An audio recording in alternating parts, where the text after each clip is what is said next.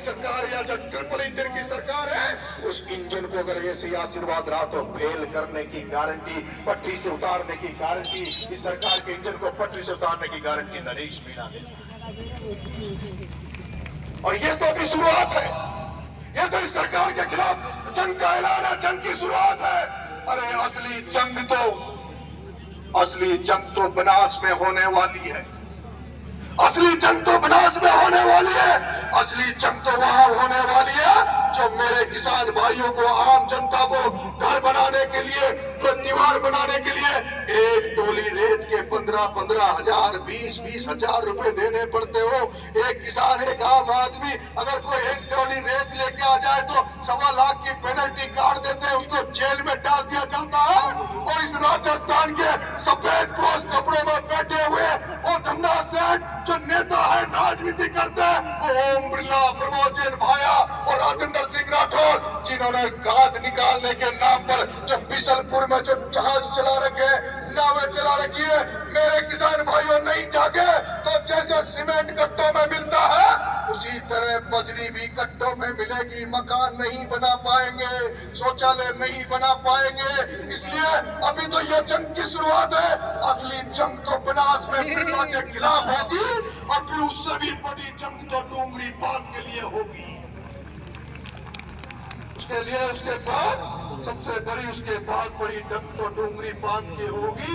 मैं तो इंतजार कर रहा हूँ कि कब कमेटी आकर ये कह दे कि नरेश मीणा आंदोलन तू तेरे हाथ में ले ले, तू संभाल ले। मैं कमेटी वालों से कह रहा हूँ, मैं डूंगरी बांध वाले वाले गाँव से कह रहा हूँ, अरे तुम्हारे तो क्षेत्र गाँव का मुद्दा था, यहाँ कोई मुद्दा नहीं था।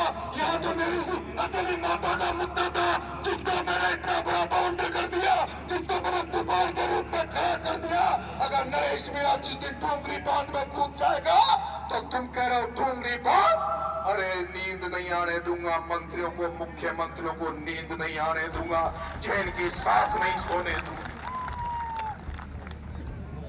मेरे किसान भाइयों, मेरी माताओं, आपको इस रोड से इधर इधर के जो लोग आए हैं, इस रोड से जो अलीगढ़ उनियारा की तरफ के जो लोग आए हैं, वो एक बार हाथ खड़े करो। इधर इधर वाले, इधर इधर वाले, ये जो इधर वाले रोड के इधर वाले नहीं, इधर इधर वाले, जिनका रूट जयपुर की तरफ पड़ता है, रखो हाथ रखो।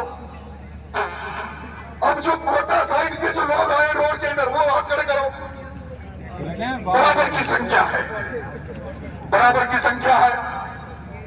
मैं कल कोटा में जब मुझे जिला कलेक्टर ने, एसपी ने मुझे बातचीत के लिए बुलाया, मुझे जिला कलेक्टर एसपी ने बातचीत के लिए बुलाया, तब उन्होंने मेरी ज्यादातर मांगों को सहमति दे दी थी।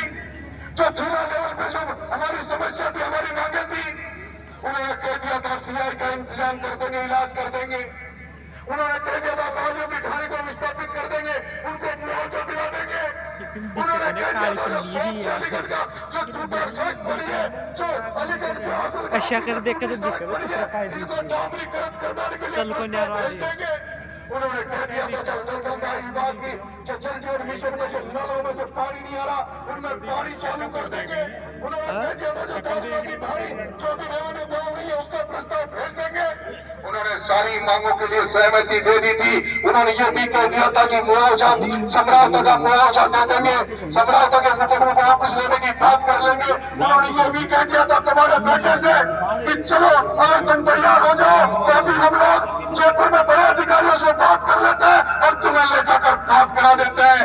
लेकिन मुझे 25 फरवरी 2025 आज भी खटकती है। आज भी मुझे इस बात को सहन करके दुख होता है कि वो उस दिन जो समझौता हुआ, वो समझौता नहीं होना चाहिए था।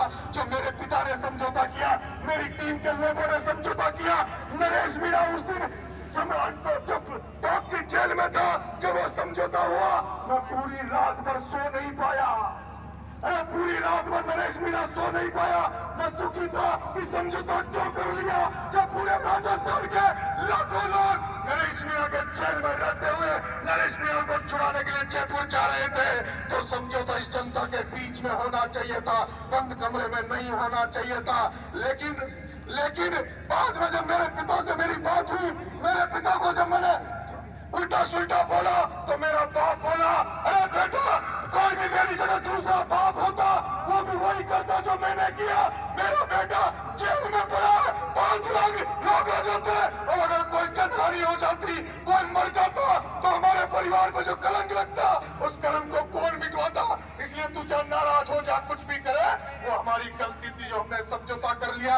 लेकिन अब नरेश मीणा जेल में नहीं है, नरेश मीणा जेल में नहीं है, नरेश मीणा मैदान में है, नरेश मीणा सड़कों पर है। और जब नरेश मीणा मैदान में है, नरेश मीणा सड़कों पर है, तो मैंने कभी किसी को राजनीति में सलाहकार नहीं बनाया। अभी तक मैंने किसी को सलाहकार नहीं बनाया।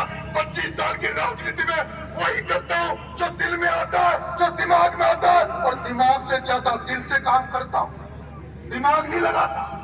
अगर दिमाग लगाता तो एसडीएम का थप्पड़ नहीं मारता। अगर दिमाग लगाता तो एसडीएम का थप्पड़ नहीं मारता। अरे दिमाग से ज्यादा नरेश मीणा दिल से काम करता है। और जो व्यक्ति दिल से काम कर सकता है, वो व्यक्ति कभी किसी का दुख दर्द सहन नहीं कर सकता। वो व्यक्ति कभी किसी का दुख दर्द